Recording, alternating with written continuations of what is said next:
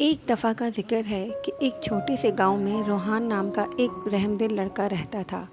रोहान अपने वालिदैन के साथ एक छोटी सी झोंपड़ी में रहता था। वो अपनी ज़िंदगी गुजारने के लिए जद्दोजहद करते थे। अपनी माशी मुश्किलात के बावजूद रोहन के वालिदैन ने इसे एक मेहरबान और एक अच्छा इंसान होने की अहमियत सिखाई। रोहन अक्सर अपने पड़ोसियों के उनके कामों में मदद करता, बूढ़ों के लिए ग्रोसरी ले जाता और यहाँ तक कि भूखे लोगों के साथ अपना खाना भी बांटता। बदले में इसने कभी किसी चीज़ की तवक्का नहीं की और दूसरों की मदद करने की खुशी से मुतमईन था। एक दिन एक मालदार सौदागर गांव में ठहरने की जगह ढूंढने आया। रोहन के वालिदैन ने इसे अपने आजिज़ाना घर में खुशामदीद कहा और इनके पास खाने और जगह का इश्तराक किया। सौदागर इनकी माशी जद्दोजहद के बावजूद रोहन की मेहरबानी और आजिज़ी से हैरान रह गया।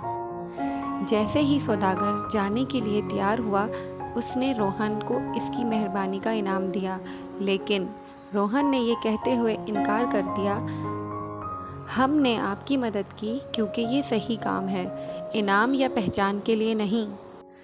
सौदागर इतना मुतासिर हुआ कि इसने रोहन के ख़ानदान की मदद करने का फ़ैसला किया।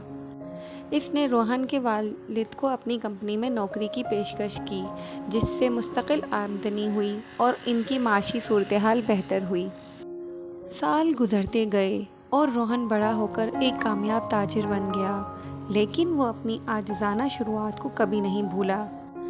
इसने अपनी दौलत को दूसरों की मदद करने, स्कूलों, अस्पतालों की तामीर और ज़रूरतमंदों के लिए मुलाज़मतें फ़राहम करने के लिए इस्तेमाल किया।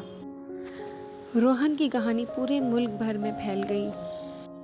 बच्चों को आजिज़ और एक मेहरबान होने की कदर सिखाती है।